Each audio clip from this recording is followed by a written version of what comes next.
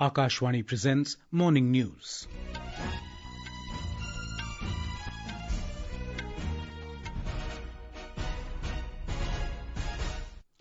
Good morning, I'm Sunil Verma. The headlines. Prime Minister Narendra Modi to chair 4th National Conference of Chief Secretaries in New Delhi today.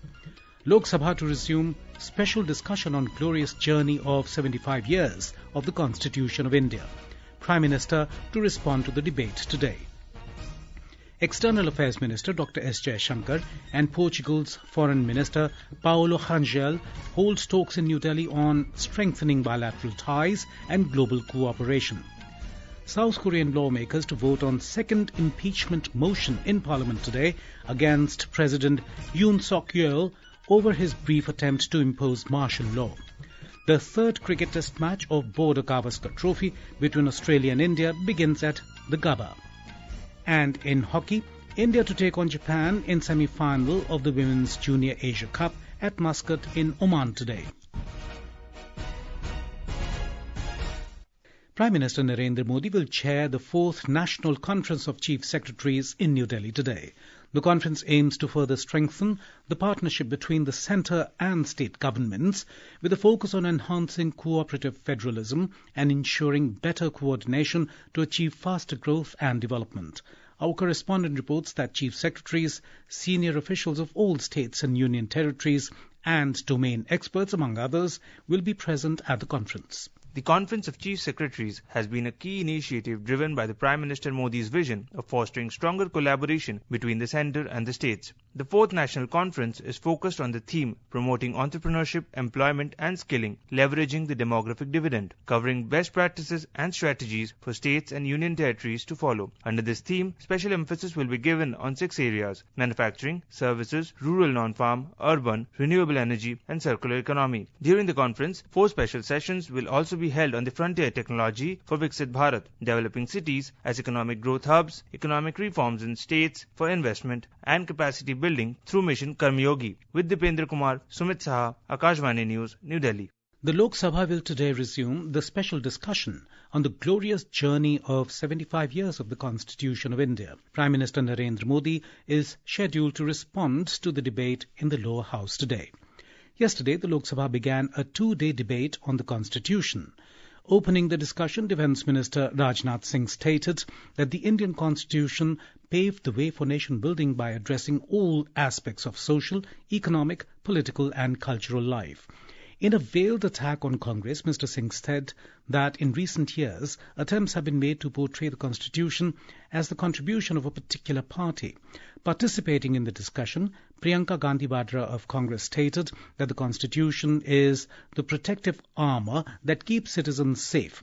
Ms. Vadra accused the ruling side of making attempts to dismantle this protective armour. External Affairs Minister Dr. S. Jaishankar held delegation-level talks with Portugal's Foreign Minister Paulo Rangel in New Delhi yesterday. During the talks, the two leaders reviewed the entire spectrum of bilateral ties, including trade and investment, defence, science and technology, tourism, culture and people-to-people ties. Both ministers also exchanged views on global and regional developments of mutual interest. They agreed to continue the existing close cooperation in regional and multilateral fora, including at the United Nations. Dr. Jaishankar thanked Mr. Rangel for Portugal's continued support to India's permanent membership in the UN Security Council and for strengthening India-EU ties. Myself was in Portugal a year ago. Very good memories of that visit, and I'm really glad that we are having a reciprocal one.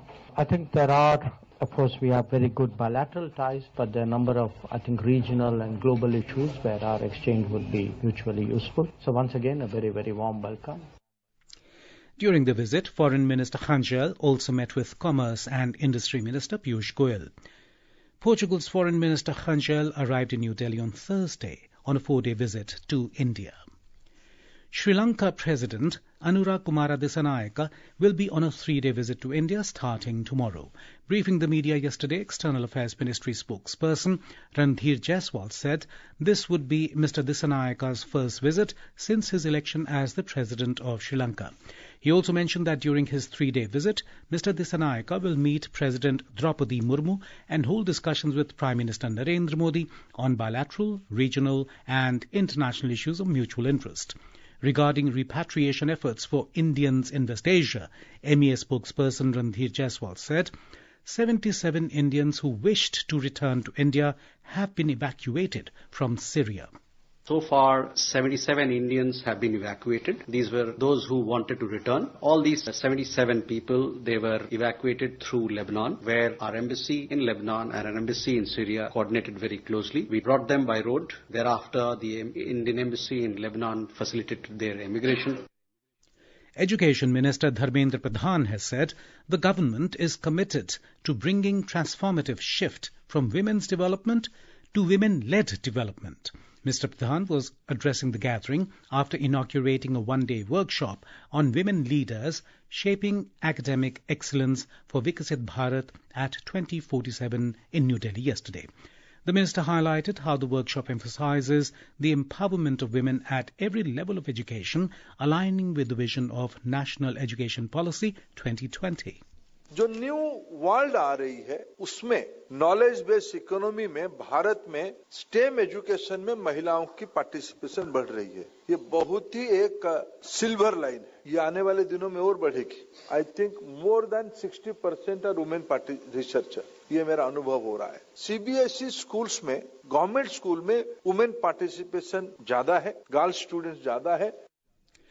Union Minister of State for Social Justice, Ramdas Athavale, distributed teaching learning materials to Divyangjans at National Institute for the Empowerment of Persons with Intellectual Disabilities, NIEPID, at Secunderabad in Telangana yesterday. Speaking on the occasion, the minister said the government is committed to the welfare of people with special needs and working through various special schemes for the benefit of Divyang people. This is Akashwani giving you the news.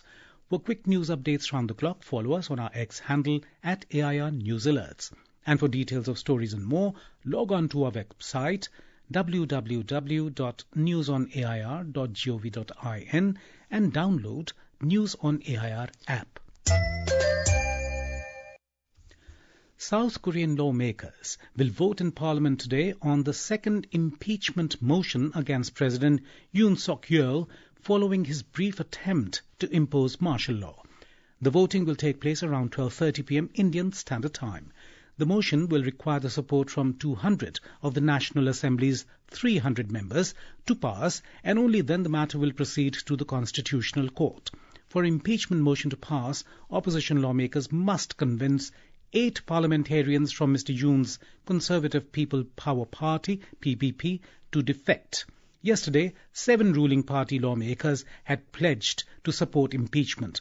The voting comes a week after a first attempt to remove President Yoon for the martial law debacle foundered.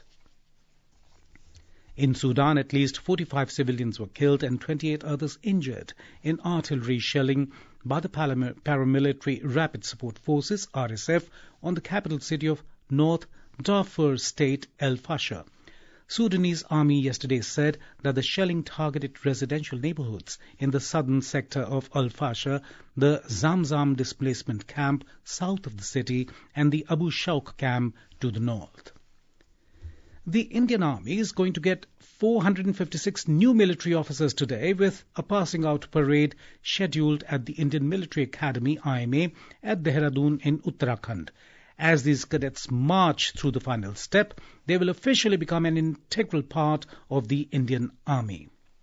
Film actor Allu Arjun walked out of the Chanchalaguda Central Jail in Hyderabad this morning after spending the night there. The actor was arrested yesterday in connection with a stampede outside a theatre in Hyderabad during the premiere of his latest film, Pushpa 2, earlier this month, which claimed the life of a woman. Later in the evening, the actor was granted interim bail for 4 weeks by the Telangana High Court. Meanwhile, Information and Broadcasting Minister Ashwini Vaishnav has said the mishap at Sandhya Theatre in Hyderabad during the premiere of film Pushpa 2 was a clear case of poor arrangements by the state and local administration. The Election Commission has asked the Delhi Chief Electoral Officer, CEO, to scrupulously follow the process for deletion and revision of the electoral rolls by conducting proper inquiry. In a letter to the Delhi CEO, the Commission said any process of deletion in the voter list must include the fullest possible participation of the political parties. It shared with the CEO the issues raised by BJP's representation, seeking the removal of names of illegal and temporary migrants and ghost voters from the voter list. On to sports. The third cricket test match of Border-Gavaskar Trophy between India and hosts Australia began at the Gabba in Brisbane today. Rain interrupted the play multiple times in the first session. Put into bat, the hosts were 28 for no loss at lunch in their first innings. Here is a report. In a rain-affected opening session, India made 2 changes to their playing 11 after winning the toss. Ravindra Jadeja and Akashdeep replaced Ravichandran Ashwin and Harshit Rana. For the hosts, Scott Boland made way for Josh Hazlewood. The 5-match series is currently tied 1-1. In hockey, India will face Japan in the semi-final of the Women's Junior Asia Cup in Muscat, Oman today. The match is scheduled to begin at 6 p.m. Indian time. India advanced to the semi-finals after a dominant 9-0 victory over Thailand in their final Pool A match on Thursday. The victory also secured India's qualification for the FIH Junior World Cup, set to be held in Chile next year. In the World Squash Team Championships, the Indian men's team will face hosts Hong Kong, China for a 5th place finish today. Manik Sharma, Akashvani News, Delhi. The India Meteorological Department IMD has said cold wave to severe cold wave conditions will continue over northwest and central India during the next 2 to 3 days. Talking to media, IMD scientist Dr. Shoma Sen Roy said the sudden dip in temperatures in North India was due to the western disturbance. A sudden dip was just following the western disturbance, and there was a 4 to 5 degree sudden drop. Delhi had recorded cold wave conditions yesterday, but today the temperatures have risen by around 4 to 5 degrees Celsius throughout the stations of Delhi, and it is likely that minimum temperatures will be in the range of 8 to 9 degrees Celsius during the next 5 to 7 days. Meanwhile, IMD has said predominant surface wind is likely in Delhi NCR today and tomorrow. The 29th edition of the International Film Festival of Kerala commenced in Thiruvananthapuram last evening. Chief Minister Pinarayi Vijayan inaugurated the festival. Actress Shabana Azmi, who completed 50 years of her acting career, was honoured at the opening ceremony. During the festival, which will conclude on the 20th of this month, 177 films from 68 countries will be screened across 15 theatres. 14 films are vying in the international competition. More than 13,000 delegates and over 100 film personalities are expected to attend the gala event. And now, for a look at today's newspapers, it's over to Saira Mujtaba. Thank you, Sunil. The Hindu Business Line carries on its front page a photograph of workers constructing a temporary pontoon bridge over River Ganga in Prayagraj for the Mahakumbh, with the headline, with Rs 5,500 crore infra upgrades, Prayagraj spruced up to host world's largest spiritual gathering. Hindustan Times quotes External Affairs Minister as saying that India desires relations free of terror with Pakistan and hopes India's ties with Bangladesh will settle down to a mutually beneficial and stable relationship. 30 Delhi schools get bomb threats, reads the Asian Age headline. This was the second such incident in a week and nothing suspicious was found, writes the paper. Indian students in Canada in panic after Ottawa seeks documents afresh, reports the Times of India. And finally, National Highways Authority of India will implement an upgraded system, including new patrolling vehicles named Raj Marg Sathi, to enhance road safety and strengthen highway patrolling, reports the Pioneer. And with that, it's back to you, Sunil. Thank you, Saira. And now, before we end the bulletin, the headlines once again. Prime Minister Narendra Modi to chair 4th National Conference of Chief Secretaries in New Delhi today. Lok Sabha to resume special discussion on glorious journey of 75 years of the Constitution of India.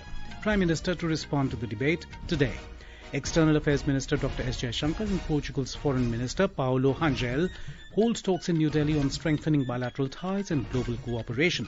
South Korean lawmakers to vote on second impeachment motion in Parliament today against President Yoon Suk Yeol over his brief attempt to impose martial law. The third cricket test match of Border-Gavaskar Trophy between Australia and India begins at the Gabba. And in hockey, India to take on Japan in semi-final of the Women's Junior Asia Cup at Muscat in Oman today.